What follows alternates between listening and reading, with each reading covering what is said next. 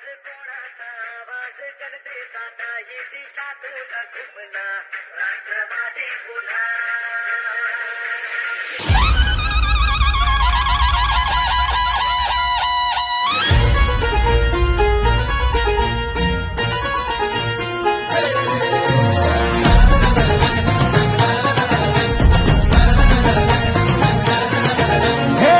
लोकशाहीचा तू कणा